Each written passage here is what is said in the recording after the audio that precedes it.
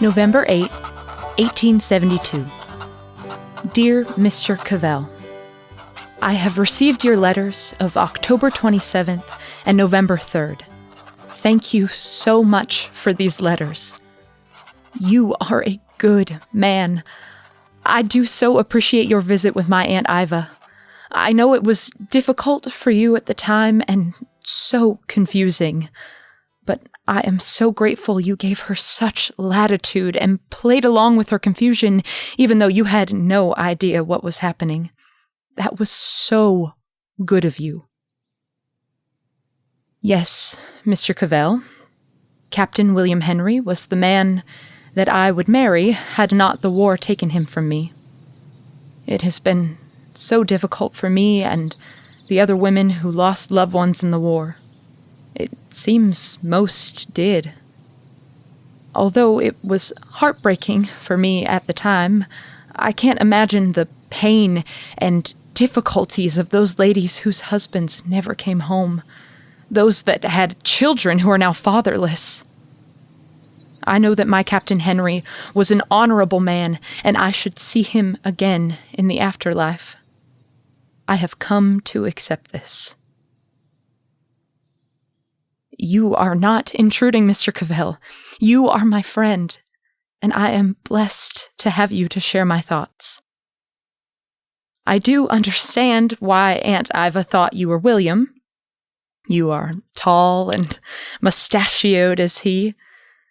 She never really wanted to believe that he was gone. Truth be told, I never wanted to believe that he would not return one day. But I know he won't. I thought his death took with it my heart, but I've come to understand that it took my hope and joy. When hope and joy are taken away, it is the heart that grows them both anew. My heart is still with me, for I feel the sadness of his memory and the love for others that are still with me. And I feel a new hope and new joy in so many everyday doings. I am so grateful it was you to visit my aunt. Although I must say her initial confusion is still most unexplainable to me. Why she thought she knew you and what she was so indignant about confounds me also. However, it appears that her health has taken a toll and she is simply not her very keen self. In her better days, one would never have expected such confusion from Mrs. Iva Brady. She was known by all to be a most clever and clear-thinking woman. I'm sure some thought her too clever and strong in her opinions for a woman. It was her keen understanding of the world and how to manage a household and the business she came into when my uncle passed that allowed for Aunt Eva to have the home and shop here in Marietta. Aunt Iva has always taken care of us, and it would seem we should be doing the same for her. I will talk to Aunt Eva about the situation, and we shall discuss what to do. I must go now. I am truly indebted to you.